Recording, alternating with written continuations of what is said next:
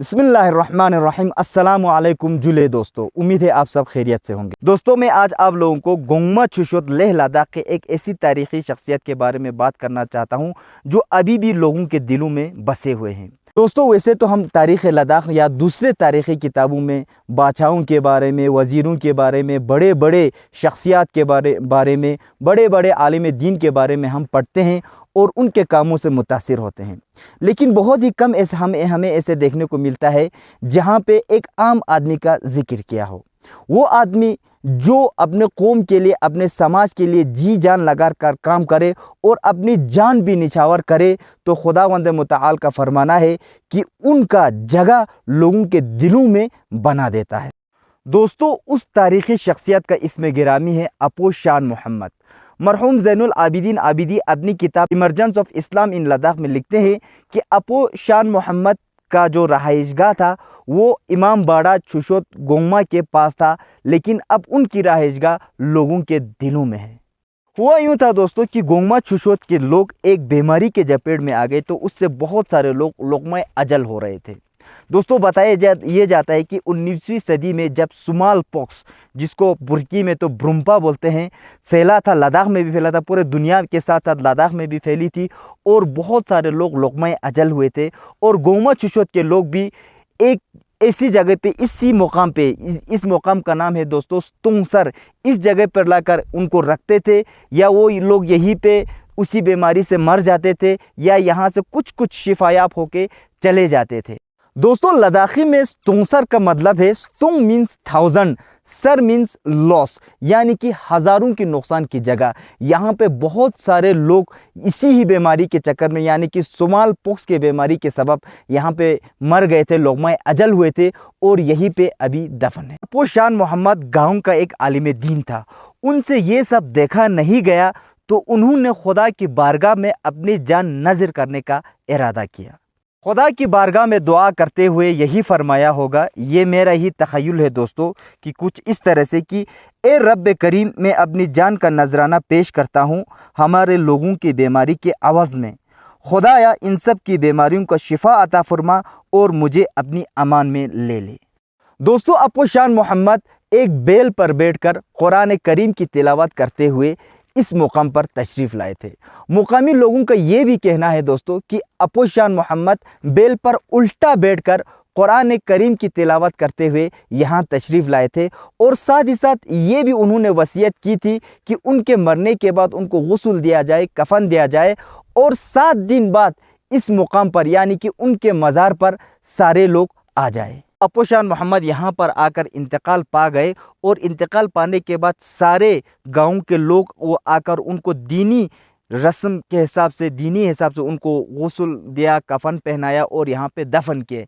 लेकिन बदकिस्मती की बात यह है दोस्तों कि 7 दिन बाद कोई गोंगमा छुशोत से यहाँ पर नहीं आया, और साथ ही साथ ये भी कहते हैं कि जब अपोज शान मोहम्मद दुनिया से इंतकाल कर गए तो लोग धीरे धीरे से शिफायाब हुए, और सारे बीमारी के जद में थे वो सारे फिर से सेहतमंद हुए। बाद में मुकामी लोगों को पता चला दोस्तों कि यहाँ पर स्तुक से ओल्मोद से ख़ानदान का एक आदमी जब यहाँ से गुजर रहा था, तो उन्होंने मज़ार पर अनाज के कुछ दाने देखे। जब उन्होंने वो अनाज के दाने समेट कर अपने घर ले गया, बाद में उनको बहुत ही मुफीद साबित हुआ वो दाने, क्योंकि उसके बाद उनके घर में बहुत ही खुशहाली हुई और वो लोग एक बहुत ही खुशहाल ज़िंदगी गुजारने लगे। आजकल गोंगमा छुशोत के हर मर्द और औरत, जवान, पीर, बूढ़े, सारे यहाँ पर साल में एक बार ज़रूर आते हैं और अपोज शान मोहम्मद को नजराना अक़ीदत पेश करते हैं। यहाँ पर आकर वो लोग कुरान पाक की तिलावत करते हैं और फातिहा ख़वानी भी करते हैं, और साथ ही साथ में तबर्रुक का भी बहुत ही बड़े पैमाने पर इंतज़ाम करते हैं। दोस्तों इस सानहे से हमें सबक ये मिलता है कि अगर हम खुलूस नीयत से और खुलूस दिल से अल्लाह की बारगाह में अगर हम दुआ करें तो मुस्तजाब नहीं होने का सवाल ही पैदा नहीं होता, और साथ ही साथ अगर हम कोई काम अल्लाह की खुशनुदी और लोगों की भलाई के लिए करें तो खुदावंद मुतआल उसे हमेशा हमेशा के लिए ज़िंदा रखते हैं। दोस्तों अभी हम इस कहानी के पस मंज़र में अगर हम अभी हमारे कंटेम्प्रेरी समाज के ऊपर हम थोड़ा नज़र डालें तो हमारा माशरा काफ़ी मुनाफा पसंद हो चुका है दोस्तों। अभी हम अपने लिए ज़्यादा और दूसरों के लिए बहुत कम सोचते हैं। कुछ कुछ कल्चर्स थे, कुछ कुछ ट्रेडिशंस थे हमारे माशरे में, जो हमारे आंखों के सामने ही उजल होते हुए मैंने खुद देखा है, और शायद मेरी तरह आपने भी देखा होगा।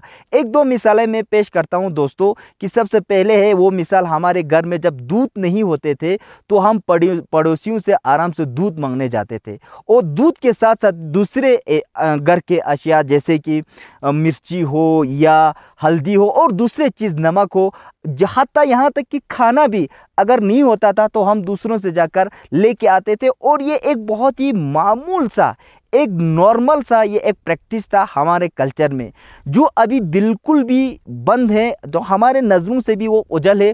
लेकिन उसके साथ साथ ये अपोजिशन में, यानी कि अपोजिट में चला गया है, कि अब ये रिवर्स हो चुका है। जैसे कि किसी की दूसरे से जाके दूध मांगना अब ऐब समझने लगता है, दूसरे के घर में जाके किसी चीज़ को मांगना अब हम ऐब समझने लगता है। तो अभी हम ये क्या हो गया कि थोड़ा सा मुनाफा पसंद हो गया, तो जो मेरे घर में जो दूध है मैं वो दूध वाले को बेचता हूँ, मेरा जो पड़ोसी जिसके पास दूध नहीं है वो वहीं दूध वाले से या दुकान वाले से ख़रीद कर लाते हैं। तो हमें अगर होता देखा तो मगरिबी समाज के बहुत सारे हमारे ऊपर असरात जो देखने को मिलते हैं, और हमारे जो आबा व अजदाद क्या करते थे उनसे हम बहुत ही इस तरह से हम कहते इम्प्रेस्ड नहीं है। तो हमें चाहिए कि उन सारे हमारे आबा व अजदाद जो करते थे, जो हमारे कल्चर थे, उनको एक बार से फिर से रिवाइव किया जाए।